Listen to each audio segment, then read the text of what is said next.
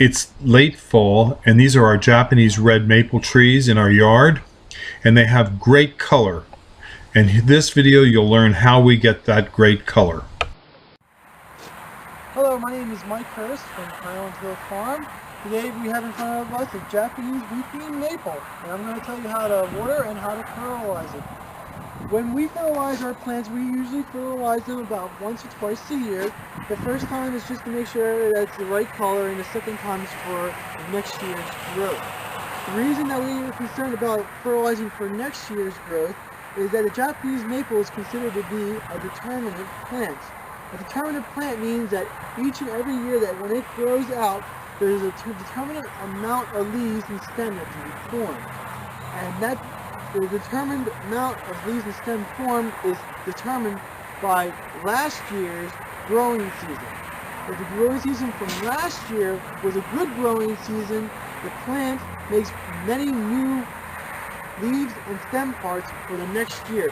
And those leaves and stems are stored in the bud. So when the bud forms, it's very important that it has enough water and enough fertilizer in the system of the plant to make lots of new parts for next year.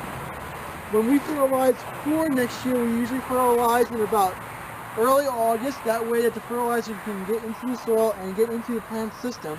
Because in about late August and into the fall time is when the buds start to form.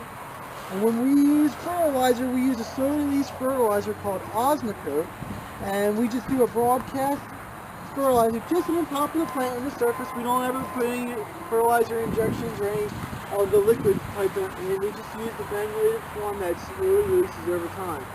Usually, Osmocote comes in different colors for different years, and we can see here we have some green and we have some white.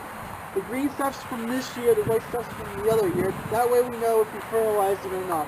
And when we fertilize, this is just an example of some Osmocote, we just pour it in our hand and we just do a light broadcast just over the top. Kind of like that, just making sure that there's enough fertilizer on there for it to last most of the year. Well, Osmocote comes in different kinds. You have to read a label for how long each one lasts and for the strength. The other topic we're going to talk about is how to water these guys one after you plant them. When you plant them, you should make sure that when you dig the hole out, just dig it a little bit wider than the pot itself, so that when you set the pot into the ground, there's a good gap between it, and you can fill in the dirt in between the pot, the plant, and the surrounding soil, making sure that there's no air pockets in there. You don't want to compact the soil around. You just want to use your shovel to work the soil into the ground, getting rid of all the air pockets. After that, give it some water, that way it settles nicely. And after planting, make sure you go back and keep the ball moist. It's important to keep the ball moist, not overly wet or overly dry.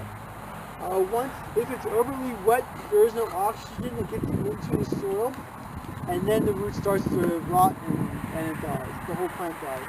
If it's too dry, the roots no longer grow and the plant wilts, and roots don't have cuticles on them, so once they dry out, they're toasted. So just make sure that keep it moist, and the plant should do fine. If you have any questions about the Japanese maple, just give us a call at 215-651-8329. Thank you.